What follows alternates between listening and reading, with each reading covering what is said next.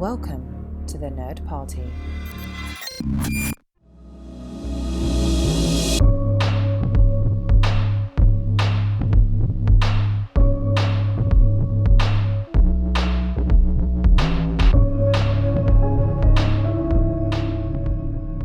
Hi, we're coming to you from the studio of Marty DeBerge, where we are analyzing the work from the 1980s, where he followed the band Spinal Tap on tour as they went through a metamorphosis. I'm one of your hosts, John Mills, and I'm joined by fellow documentarians and Ruddles fans, Tristan Riddell and Darren Moser. Gentlemen, are you excited to talk about Spinal Tap? And if so, how would you place your excitement level on a scale of 1 to 11? Tristan, I'll let you go first. Well, when I had this microphone made, I really thought, like I really want the listeners to feel me in their ear. Like I really want them to feel like I'm making love to their ear canals. And so I told the guy, I went to B&H Photo, like I told them, I want this cranked up. I want it cranked. I want you to crank my mic. I want you to just grab it by the base, crank it up, and put it to 11. He said, maybe you could just, like put it to 10. I said, no, 11. And Darren, while you were laser printing his love pump, what adventures have you gotten into? I've been very much enjoying this band. I feel they really came into their own when minidisc became the preferred standard. It was really sad that when that standard promptly died, and so did their popularity. Just never recovered. As everybody knows, you're listening to Houselights here on the Nerd Party Network. Go to thenerdparty.com/contact. Let us know if there's anything you'd like us to cover, a director you'd like us to cover, or some strange combination. Maybe a Thunderdome show-off contest between Christopher Nolan and David Fincher, who emerges victorious. But here we are. A bracket. Oh, man. Yeah, I know. It's got all tingly. Oh, we just missed March too. We should have had a March Madness bracket with our man. That would have been. I'm sure it's still March in the Southern Hemisphere. I was going to say that really. I think that really would appeal to the listeners of our show. That really would have. That really hits our target demographic. That Venn diagram of March Madness and this podcast, it's like a circle. Hey, listen, March Madness isn't going anywhere, and neither are we, because we're sitting here to talk about This Is Spinal Tap, and this is a film that I'm not even going to bother answering the question. I have no working memory of the first time I saw it. It was somewhere in high school because everybody was quoting it. And I was like, what the hell are you even talking about? And then I watched it and I was like, okay. And it immediately became a touchstone. Everybody referenced it left and right. Tristan, you did not have the same experience with This Is Spinal Tap. So take us through your burgeoning relationship with this fictional band. Well, like as I'm doing that, and kind of before I start doing that, I do want to mention that like we are entering the house of Reiner, and specifically Rob Reiner, and so like we're tackling his movies of the '80s, and I'm so excited that like sometimes when we pick a decade of a director, it's not always the first It's not always the first decade that they start working or that they get their first motion picture, and thankfully with Reiner. This is Spinal Tap is his first is theatrically released movie, because he did two TV movies before that, but this is his first theatrical release picture, and I think that's pretty great. And what we're going to be covering is This Is Spinal Tap, The Sure Thing, Stand By Me, and The Princess Bride, and When Harry Met Sally. That's him of the '80s, and like some of you, as his as his career progressed, he's done Misery, A Few Good Men, North, The American President, Ghost of Mississippi, Story of Us. It starts to go down as time goes on, but anyway, one would argue it starts to go down once he releases North. But hey, well, hey, I really like The American President. But yeah, like these are some amazing movies. I mean, this guy has had a fantastic career. And it's going to be interesting talking about him in regards to This Is Spinal Tap, because Spinal Tap is unlike anything else he's done in his career. Like he does Spinal Tap, and then Christopher Guest, Christopher Guest. Christopher Guest kind of takes that and runs with it. And he's like, oh, okay, I'm going to keep doing the mockumentary, and Reiner's goes in a completely different direction. And so it's gonna be hard to say like, oh, and this is Spinal Tap, where do we see Reiner? It's gonna be a No. little difficult with that Yeah, conversation. no, I would say that let's just table that one. Yeah. There's no where do you see Reiner? I think that if anything, the more salient part of the conversation is where do you see the editors flexing? Because Yes. there is, I think, a lot of effort to make this flow in a certain way, and I think it has less to do with directorial choice. I would say that Reiner, being the comedic actor first, is more there to be sort of like a steady hand on the wheel for setting up the format and getting things to go. He knows he's there to play the straight man, and it gives him an excuse to interact with the camera. If they ever break the fourth wall, it's a good fallback, I would say, right? That I would say that this plays very much to a comic instinct for a director more than your traditional sort of film, because I'd say it's more comfortable for somebody who's used to performing in front of the camera than, say, somebody sliding behind it. I would say it would be more of a challenge for, say, like a Leonard Nimoy to come in and do Star Trek 3, even though he's observed directing, he's used to being in front of, whereas I think this splits the difference for Reiner. So I think it's a very good first step into, theatrical stuff, gets him very warmed up with everything, while at the same time, speaking to his desire to perform itself. Yeah, So and on top of that, like with this being more of an editor's movie and a performer's improv, uh, the director kind of is like a captain of the ship, where they're a project manager and someone who's been in the industry as long as Reiner has, being an actor, and seeing tons of greats work around him, and being on tons of sets, knows how things work. It's done a few TV movies, and so it's basically his job to make sure everything's in working order so that his performers can do what they need to do. And I know that that's a very bland description of what a director does, but with this kind of movie, it's very important, because you want to let these people do what they do. You want to let these people not have to worry about anything except just doing whatever comes to their brain and just having that conversation. And you can really tell that these people and these actors feel comfortable, and Reiner puts them in a position where they feel comfortable, where they can improv and do what they need to do. But to answer your question, to kind of circle back, yes, this is the first time that I've seen it all the way through.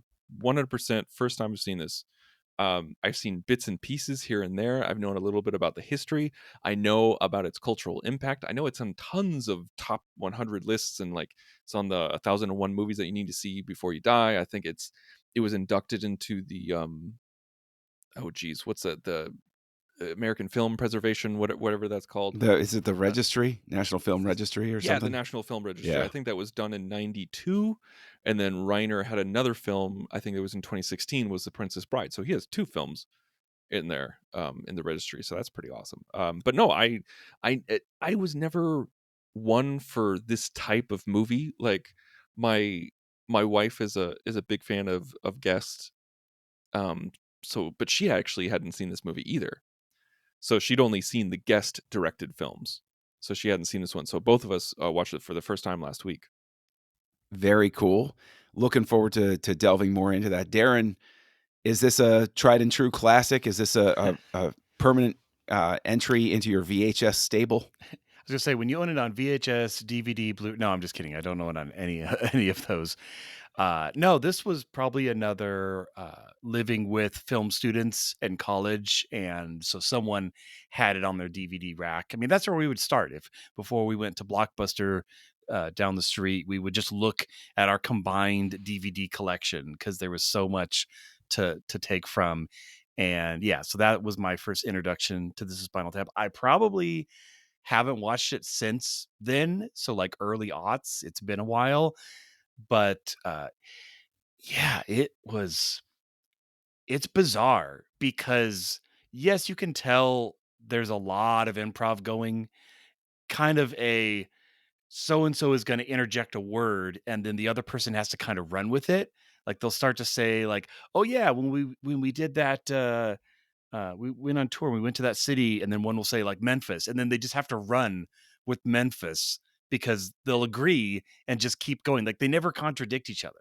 They never say no, it was somewhere else. Like they just take the ball and keep moving it forward. Yes, So and yes, and but it's so bizarre watching this because honestly, you could show it to someone who has no knowledge that this is a mockumentary, and it's like just on this side of the needle that they could believe this is true. An obscure band, like it is so legitimately made. It's no Ken Burns, but it's still Yeah, Well, no, but no, it's a lot of it's fun. better though. than Ken Burns. I'll Okay, just go ahead and say apparently that. some Different- people Yeah. actually went up to Reiner and said, "We love This Is Spinal Tap so much, but you probably should have chosen a more well-known band." hmm I think that's hilarious. That has to be a huge Oh. compliment.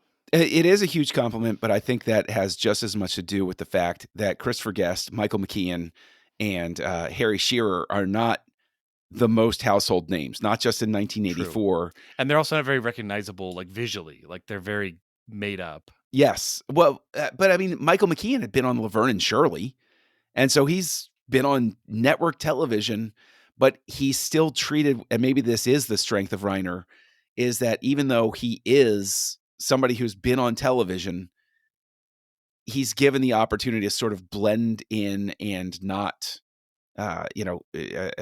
reveal the magic trick, right? He's able to go in there. They have just enough hair coming in on his face that it changes his facial features just enough that he can disappear into it. And I think that this is we keep doing this to ourselves in the sense that it's like 2001, in the sense that what is there that hasn't been praised about this film at this point. Like this is one of those movies where anybody who doesn't love it feels timid about entering into the You conversation pit. recognize the talent, even if it's not your favorite. Yes, something like that. And in terms of recognizing the talent, this was not a well-recognized film when it was released. They refer to it as having quote unquote modest success, but it made $4.7 million in North America on a $2 million budget. Yeah, that's not great. That is VHS. This, I would argue that this is Spinal Tap, just like the Terminator for Cameron. Home video market creates the legend. And if this was out before the era of easily accessible home video, or HBO or, something like that, then it is a much easier film to lose track of and becomes much more of a very hidden niche movie. But Tristan, bringing it back to this sense of performance, your first time coming at it, you obviously have full knowledge that this is all a gag. Would you have been able to basically, were you able to look past the people that you recognize, which by this point is all of them? Did you lose yourself in the narrative at all? Did you lose yourself in the characterizations?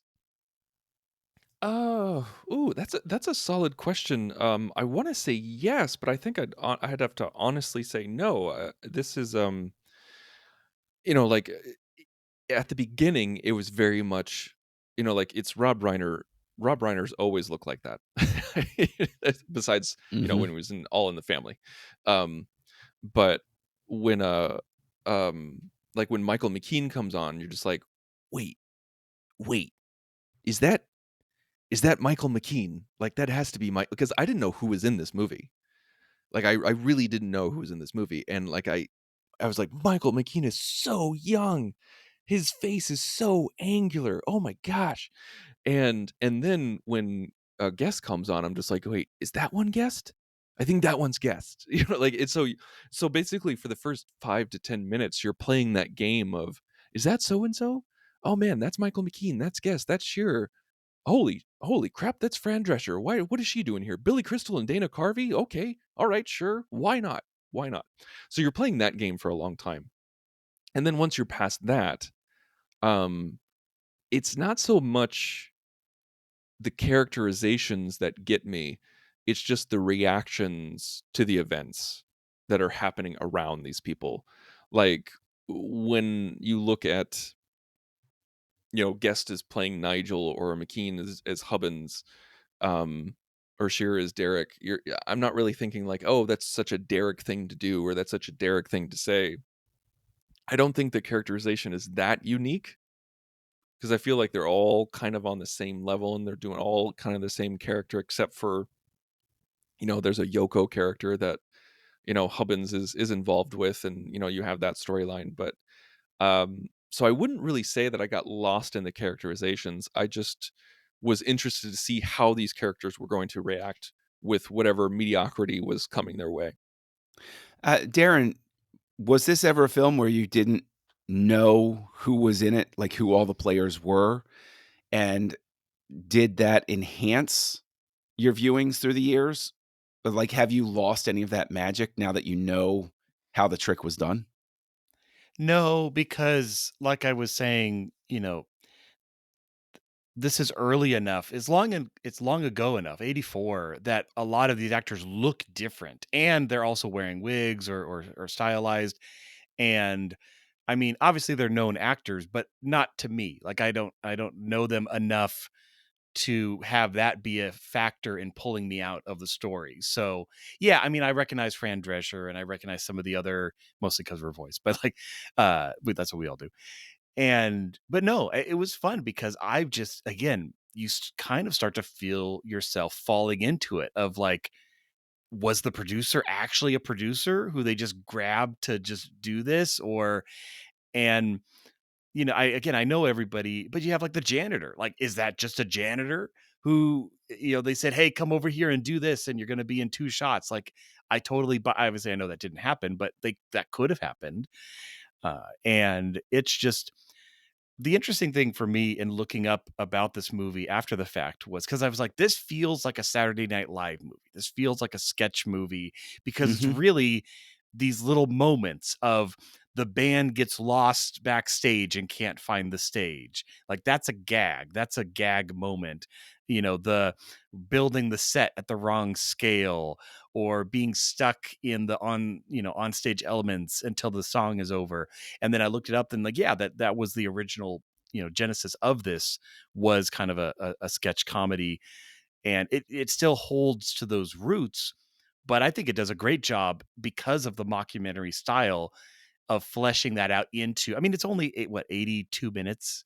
It is definitely boom, boom, done. And here you go. But I feel it doesn't suffer the how are we going to turn this into a movie syndrome, specifically because it is taking the mockumentary framework. I think it works really, really well.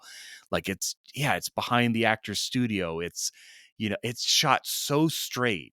Like the filmmaker is the straight man, and that lets everybody else be the funny man. I think that's a great point. I do.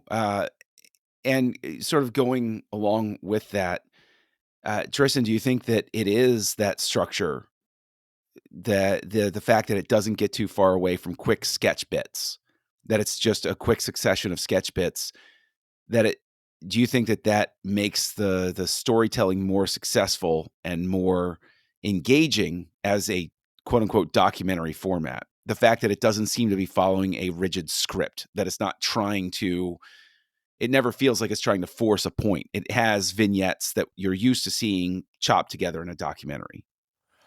I think.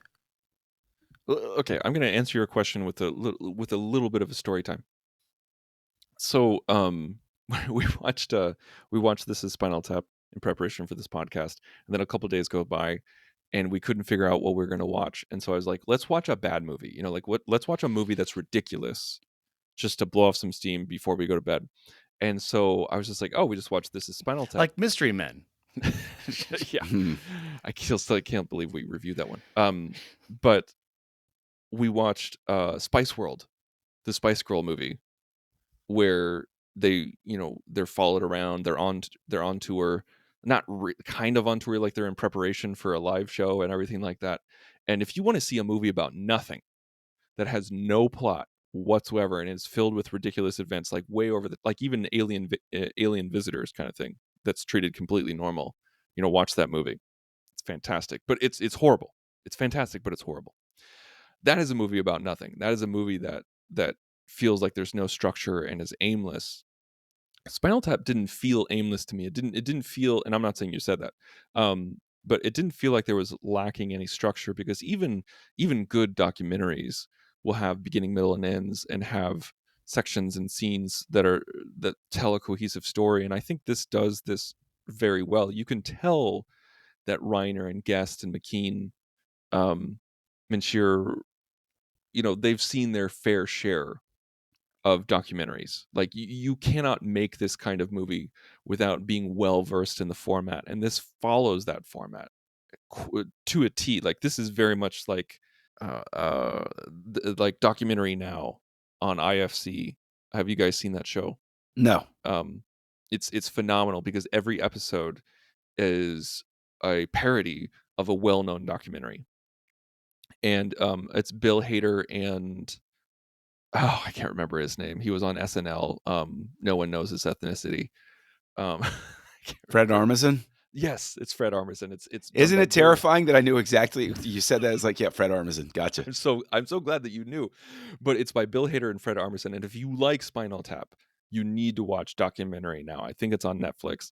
But every single episode, and that's is like, when you watch it, you're just like, holy crap, these people know documentaries. If you're going to spoof something, you have to know the genre. Like looking at Scream, like Wes Craven was spoofing himself, and it wasn't masturbatory. It was well done. Like, he knows what tropes work, and then he plays off of them. Like you can't just say, I'm going to make a documentary, I've never seen one before.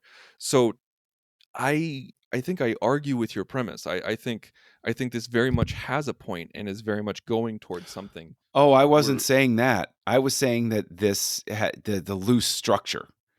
The fact that I mean, I think we're essentially saying the same thing. Coming from sketch bits. Right. Yeah. That basically a documentary doesn't have a clearly defined boy meets girl, goes off to fight war, comes back home sort of thing. A documentary is always, you may have a beginning, middle, and an end, but it's not necessarily super linear. Like you have an insert here where you're talking about the amplifiers, and it goes something to advance the character, but it doesn't advance the story. Like it's not like there's a script beat where it's like, yeah, we need a scene about amplifiers here. No. I think I misunderstood what you were saying. Yes. Well, it wouldn't be the first time. It won't be the last either, and that's okay. Darren, my question to you is, obviously, this is about a fictional heavy metal band, and we all know heavy metal is a fantastic genre, but not everybody plugs into it. Were you at any point a heavy metal fan, or does this play into your stereotype of what you think heavy metal artists and fans are like? So at my church that I worked at for many years, I love that this story is starting with, so my church. Yeah, I'm strapping in for this one. So one of my good friends, Les Carlson, is lead singer for a Christian heavy metal band called Bloodgood, and it's amazing. Like he's like the soprano, and he's like belting out for the love of Jesus. Are they on Spotify? We could probably find them. Yeah, they are. They're legit. Like, and they're really big in Sweden. Like, I'm not making this up. Like, they're really big. Wow, that sounds like Spinal Tap. Awesome. So it's called Bloodgood. All right. But yeah, and because Michael Bloodgood is the little legitimate last name of one of the members, and they are on Spotify. Yes, and they totally have that font, look. It's like that barbed wire. Like a German barbed wire font, Germanic. And their top song is called Lamb of God. No surprise. Now, Lamb of God is a terrific heavy metal band. Sorry to interject that. Go on, Darren. But yeah. Anyway, so no, I kept picturing that in this, because if you've ever met Les, like, he's got the long hair. I mean, he and his wife met on the original production of Hair, like the Broadway play. Where I guess they all get naked in the end. I haven't seen it, but apparently that happens in the movie. Oh, it does. Yeah. So, and then they got married. It's a fun story, but they're awesome, amazing people, as they like to call it. They have their BC days, their before Christ days, where things are a little more fast and loose and fun. But but he's a really humble guy and a great individual. Wait, well, things were a little bit more fun. I love how Yeah. Way to you know. sell the concept here. I You dig it. know. Anyway, but no, so that's how I view this, and I just kind of keep picturing Les or Michael like in this, and obviously it's a different decade, different kind of thing, but yeah, no, and so that's as close as I get to heavy metal. It's just Christian heavy metal, but it did not diminish my enjoyment of this. And again, I don't know if it's something about the fact that it's still shot on film. I mean, obviously it's 84, so it's shot on film, but it still has that grain. It feels real. It really does, and it just makes it the more hilarious. Real quick before I ask another question, like I'm glad you say that, because there is something that was charming about being able to tell by the type of lighting and grain and quality of the film The how low budget it was. handheldness, Yeah, the exactly. following, it was literally shot like a documentary. it Yeah. was shot on 16 millimeter. And so Oh, that- wow. It Okay. totally looks it. Yeah, like Yeah. that had to have been a specific. I counted the grain and I said 16 millimeter. It's got to be. No, I think it's an incredibly smart decision. Not only is it cheaper to shoot on 16 millimeter, it gives it a specific texture and feel and look that screams 70s and 80s documentary. Yeah. Yeah. Just as a quick question to interject, have either of you ever seen Anvil, the story of Anvil? No. It's a great title though. So long as we're talking about this is Spinal Tap, and anybody listening, if you haven't seen it, Anvil, the story of Anvil, is essentially, imagine a documentary about a real life Spinal Tap. That's that movie. Like, and it's real. It's not a gag. It's real. And Anvil is recognized by bands like Metallica as an influence, but they never ever broke through. But they never ever gave up. And they like it's a mind-blowing thing. I love to interject it in a conversation like this. But well, it's funny because I haven't seen it yet, but I almost now wish I had watched the Al Yankovic story, because that's another very recent take on the kind of mock, it's not a documentary, but it's a mock story of his life played by another person. Have you seen it? No, I have not seen it yet. It's garbage. It's nothing like this. That stinks. I'm sorry to hear that. That's really So terrible. basically all the good parts from the trailers. Yeah, none of it. It's nowhere near as good as you think it's going to be. Oh, that's disappointing. Now, speaking of nowhere near as good as you think it's going to be, obviously Spinal Tap is plagued by a whole bunch of vignettes. Tristan, was there one specific bit that you think was more successful as a comedy bit than any other? Like, is there one where like the movie was over and you were like, that's the one thing I'm going to remember this movie for? Oh, geez. The Stonehenge coming down. I mean, it's just, I lost my mind. I thought that was so freaking funny, because like you start screaming at the TV. You're like, why would they even use it? But then you're just like, oh, because it's funny, like that, because you have to have something ridiculous. And then when I see Angelica Houston is the one who made it, that's just mind blowing in itself. But yeah, like Stonehenge coming down and like the look on the guys' faces as they're playing their instruments, is like they're just like, what? But now that I'm talking, when Harry Shearer is trapped in his cocoon, Trapped in his pod, and he kept trying to play. And then, like, as soon as he gets out, the bit is done, and he has to go back in. I think I could give one more. When he starts playing, when a guest is doing his solo, but then takes a violin and just starts rubbing the violin on his. Obviously, a play on. Oh, John, you know this. Who's the guy who would use a violin bow on his guitar? That one I can't recall at this point, but there are so many people, whether it's biting a head off of a bat or blowing up a chicken or any of a number of things that heavy metal was supposedly known for back in the 80s. I mean, in all honesty, I think that this is Spinal Tap. It's a shame it wasn't more commercially successful, because it's striking right at the time that the panic about heavy metal is happening. Like the Jimmy timing Page. of Sorry, this I didn't film. mean to interject. No, that please. But the timing of this film was perfect. Was absolutely perfect. And as a result, I struggle to think, but Darren, you know, yes, you know, what is your favorite bit from this? But also, why do you think this, you know, follow up to that? Why do you think this is Spinal Tap didn't find any real audience in its theatrical release? Do you lay it at the feet of marketing, or do you leave it at the feet as this is a gag that's tough for people to get into in the 80s?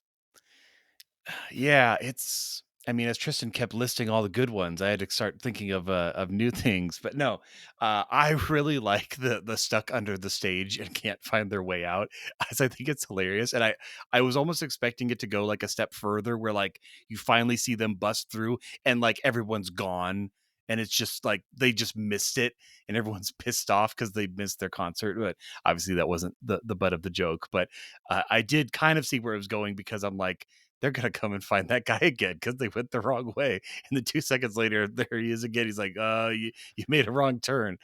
Um, but that one, and there was another one where it was not a huge joke. Oh, the fact that he had this custom guitar that was wireless, and it started to pick up like Yeah. the Yes. airplane traffic tower Yep. stuff, which was really, and he just gets so mad he smashes it. But and you could totally tell like they're not that venue's cup of tea. Like everyone is just covering their ears and really pissed off. But yeah, just those are my favorite like big gags. I mean, it's funny we don't mention the goes to 11. I feel like it's so ubiquitous. Like, Yeah. it's not that it has to be your favorite. It's just the most well known. Period. It has that crown. It's so recognizable and has been parodied so much. And John, when you said at the beginning of this podcast that it was an editor's movie, that's the first thing I thought of, was with the it goes to 11 bit, because when Reiner and Guest are going back and forth, and you know Reiner saying like, why didn't you just set it for 10? And like you see Guest's character and he's just not getting it. He doesn't understand whatsoever, and he just has this confusion on his face. It's like, but these go to 11. He's like, and then he's like, but this one goes to 11, and then it cuts right then and there, makes it even funnier. Yeah. Because you just end on that bit, and like I think that moment, that cut, is what shows you that these editors and these performers know exactly what they're It doing. tells you what kind of You know movie what? it's going to be, because it happens fairly early. I completely agree, specifically because in other hands, it would either end with Marty saying, why don't you make 10 as loud as 11, cut there. Right. And it doesn't land the same way. It's kind of funny, but not the same. And then you have other decision makers that would have it go on for another, 20 seconds or so. Yeah. And it would no longer be funny for another 20 seconds. You're absolutely right. It has to cut where it does. That's where the punch is, because we all get the joke by that point. And it's why, and that's that's the first rule of comedy sort of thing, right? You got to keep it fast. You can't waste time with anything.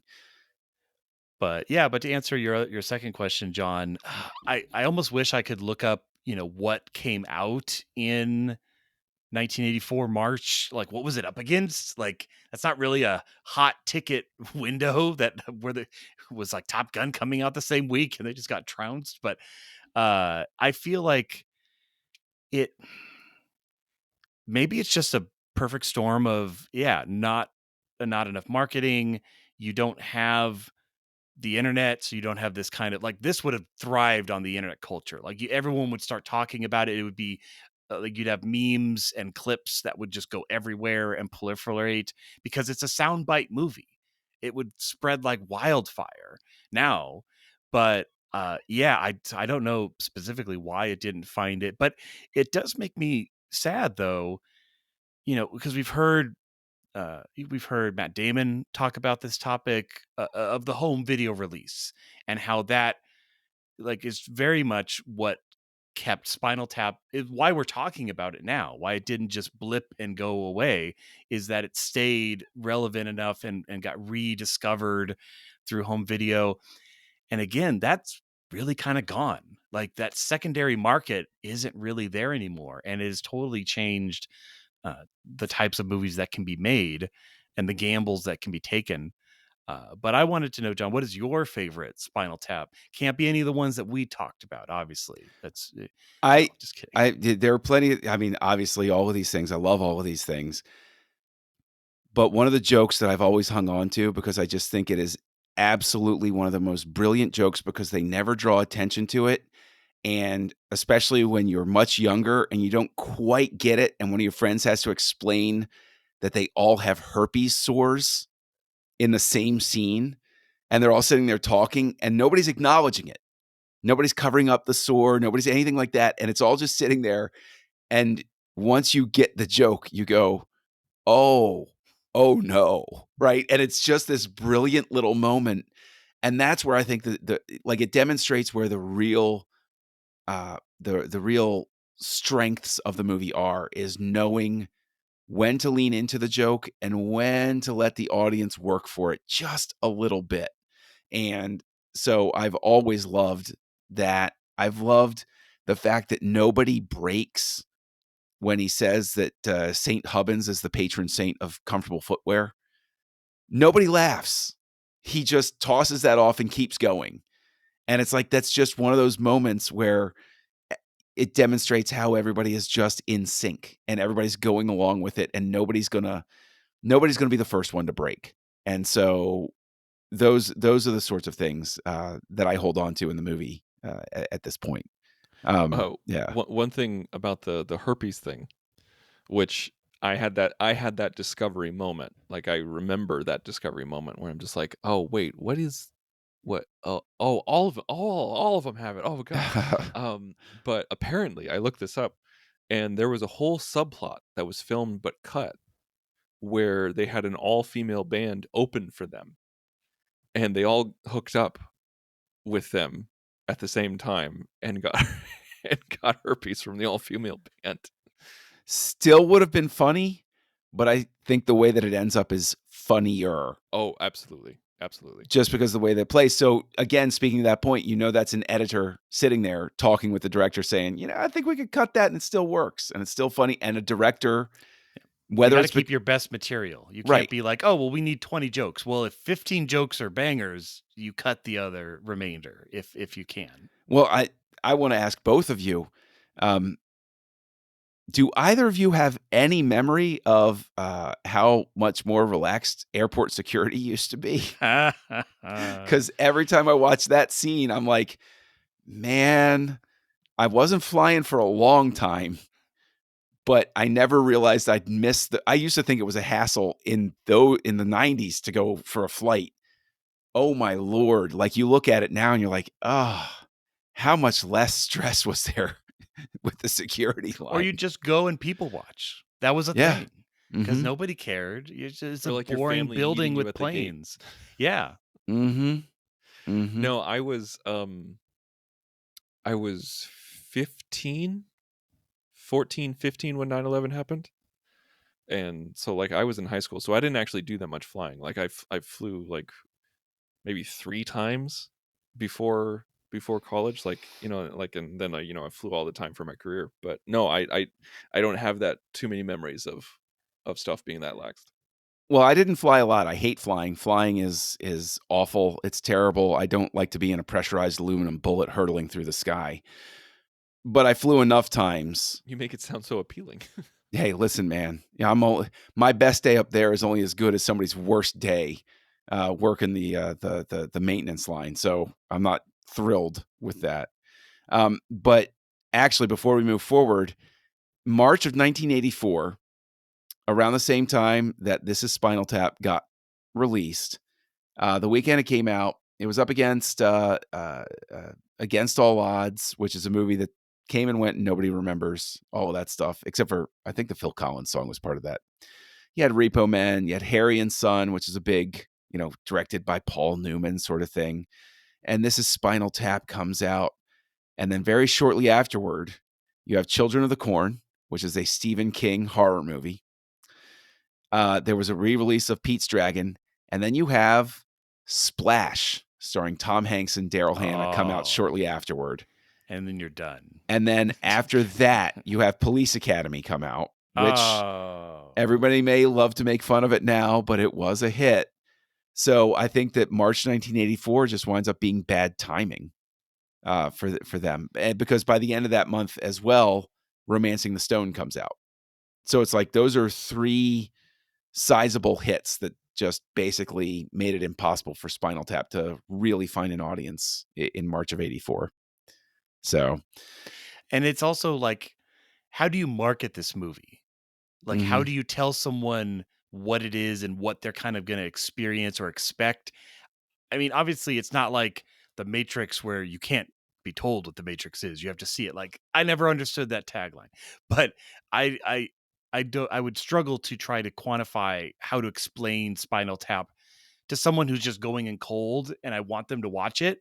Like, yeah, usually when I talk Spinal Tap, I'm talking with film nerds, and that's a whole different discussion. So, yeah, that is true though, because obviously word of mouth keeps the movie going for a long time. Home video saves it and makes it the cultural phenomenon that it is.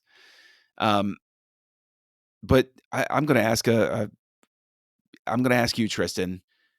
Does this movie, now that you've seen it for the first time, and this might tip off your rating, who knows, do you think it deserves the amount of cultural recognition and respect that it gets?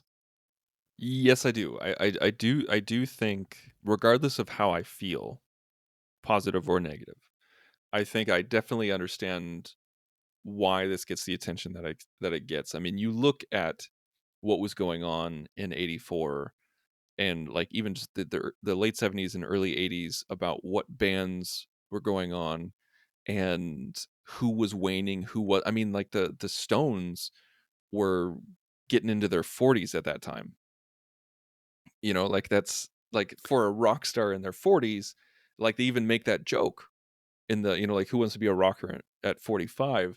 I mean, Stones are still touring and they're in their 70s. Hey, listen, Sammy Hagar is still one of the best shows you'll ever see, and that man is in his mid 70s at this point. Highly recommend if he's coming to your town to go see him.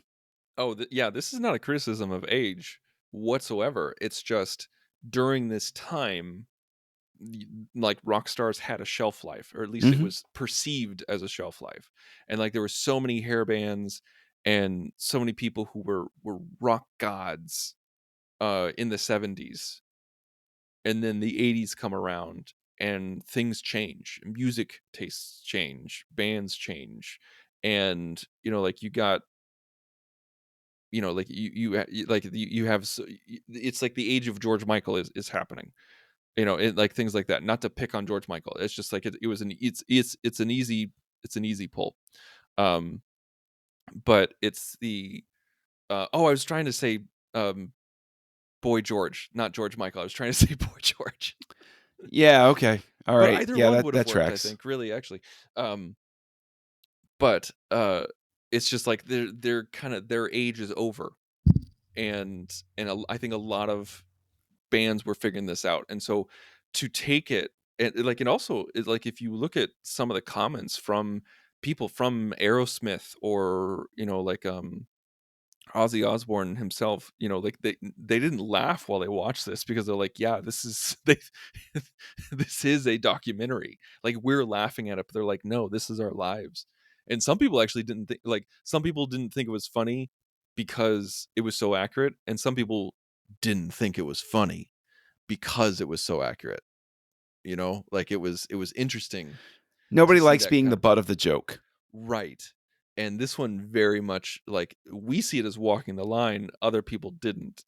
And so it's so quotable, it's great improv, and it's not the type of improv where it's Peter Sellers having a stroke in Lolita. It's improv that actually feels like a conversation. That's fair. And so I say yes. And like I said, regardless of how I feel about it, this very much deserves its place it deserves a Criterion release. It deserves to be in the National Registry for what it did at that time. So, Darren, here's a big question for you. This comes out in 1984. Tristan, I think, agrees. He just said he agrees it deserves the cultural impact that it has. Also in 1984 was 2010, the year we make contact. Do you think this is our window to get Tristan to finally watch that?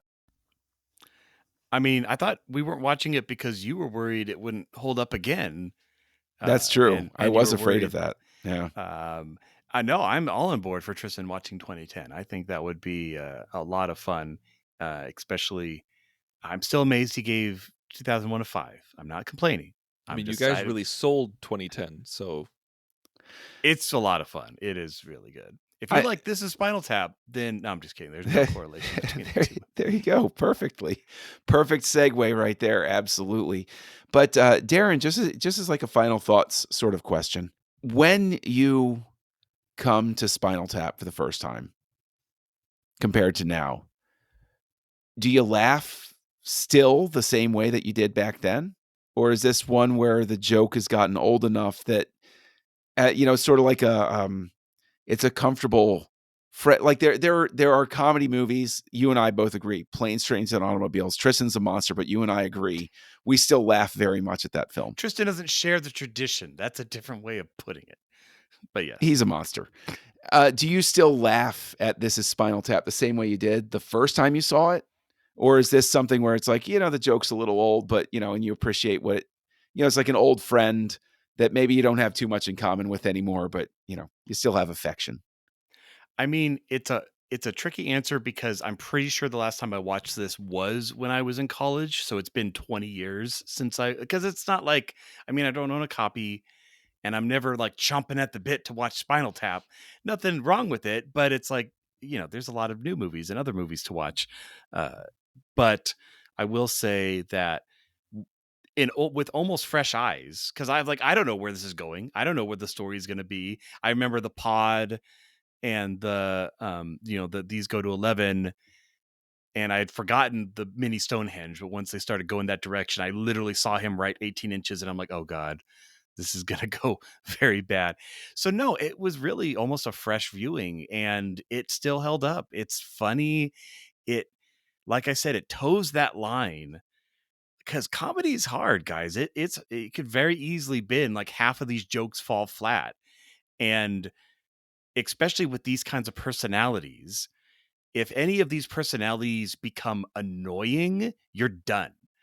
And I mean, they could be annoying to each other, but if like the bass player, which was super chill, so he wasn't annoying, but if one of the leads all of a sudden just becomes grating, you're out of it. You're done. You don't care whatever scenes this person is in. You're glad he got kicked out of the band. But no, I don't think it does that. I just think that's the balance you have to strike with this kind of a comedy, that with antagonistic kind of characters, that you don't want to have it dragged down by their reaction. But it was funny. It's quotable. I always say the mark of a good comedy is how quotable it is. If it could be as funny as all get out, but if you can't remember a single line from it at the end, it's really not that funny. I think that's a good barometer of that. And Spinal Tap has it for just the name. Just the name makes me giggle because it's like so over the top, pretentious. And when they're describing, the cover that we never see, there's so much we don't see that they just describe. But one of the things I like about the improv nature of this movie is, like we were saying before, it's very much a yes and it's like they're not allowed to disagree with each other. So if they say, "Oh yeah, I remember that concert in," and then one will say Milwaukee, yeah, Milwaukee. Like now they got to start talking about Milwaukee, even though they had no idea they were just about to talk about that city. But it works. You can feel it. It is a little transparent. You can tell they are ad-libbing to a point, but it is not that Peter Sellers routine in Lolita where we were just like, what is going on this deck? I think that'll go down as like the worst improv moment of Houselights. But overall, yeah, I would show this to fans of, I need to find a time to watch this with Les. I think that would be a really interesting experience, being like, Les, have you seen Spinal Tap? And if not, let me introduce you to this movie that is semi making fun of your life, but not. That would be an interesting evening.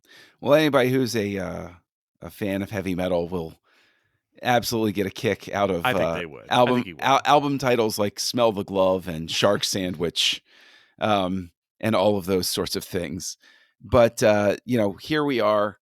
Uh, Tristan will save you for last. I'll go ahead and go first with the ratings here. I'm just going to go ahead and give it a 5. I adore this film. I think it's just funny from beginning to finish. I still giggle every time I watch it.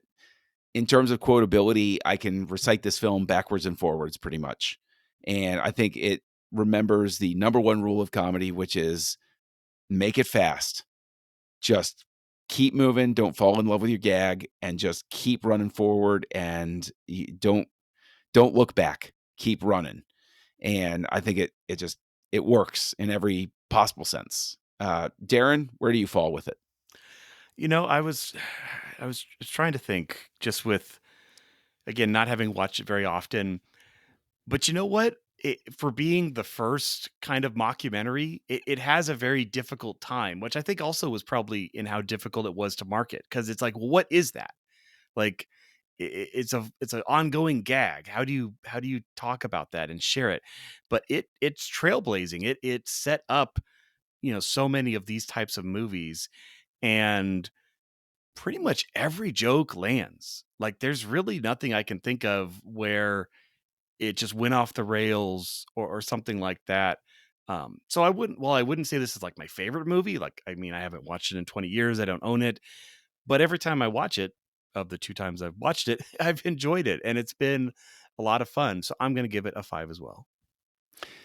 And just so everybody knows, we already talked about Anvil, the story of Anvil. I would also encourage anybody to do some research about Eric Idle and the Ruttles, which was a mock Beatles band, which is a lot of fun. But I think everybody is absolutely on the edge of their seat here, Tristan, to know what you thought of This Is Spinal Tap. I think seeing you guys give 5 stars, and then Darren gives a 5 star, John gives a 5 star, and you asked me the question: is it culturally relevant? It gives me flashbacks to 2001, and while I put so much stank on my opinion for for 2001, I very much do not do that here with This Is Spinal Tap. With that said, this movie did not connect with me in the way that I was hoping it would. I don't have any major criticisms. Like, I don't like, obviously it wasn't too long. There was no characters that I absolutely hated. Like, there was, like Darren was talking about, like, there was no characters that I found annoying. I thought the Rob Reiner intro was a little weird and unnecessary. But just being nitpicky. But there was so much that just didn't land with me. There wasn't anything that was painfully unfunny. There wasn't anything where I'm just watching that, I'm just like, okay, like, that's ridiculous. That's not funny. Like, nothing pissed me off or anything like that. But there was so much where I didn't even crack a smile. There was so much where I was like on the verge of getting bored, and I felt like things were getting redundant. And the stuff that I listed and the stuff that I talked about, like, I did find funny, like the Stonehenge thing, and like the pods, and the violin. Like, there's tons of bits that are really funny, and as you guys know, and as we've talked about, like, it's wall to wall jokes. And for me, it was wall to wall jokes. And it's like when you watch Saturday Night Live. Like, if you're lucky with Saturday Night Live, you get 1 or 2 sketches that are really good, and the other ones are just painful to watch. That's not the case with This Is Spinal Tap. This is not the case. Like, the parts that are really funny make you want to cry because they're so funny, and the other parts that I didn't connect with, I'm just kind of like, okay, that happened. It wasn't unfunny like a bad episode of SNL. It just, I feel like I missed it. I feel like I missed this movie. That if I grew up on it, I would attach to it more. But to me, it just, so much of it felt redundant. It didn't feel like it ended very well. I felt it ended on a limp a limp noodle, and I think I have to give it like a 3 in terms of that, because I feel like it's culturally relevant and you got to know where your history is from. But like, say that this movie was released today, I don't think it would even double its budget like it did in '84. Well, this is another week where we find out that Tristan is dead inside. Join us next week when we continue in the House of Reiner, and we encounter the one film in this stretch that I haven't seen up to this point. I haven't seen. So I think I this is haven't all either. three of us have not seen this. 1985's The Sure Thing, starring John Cusack. Join us Join next the week revolution. on Join Houselights. the Nerd Party.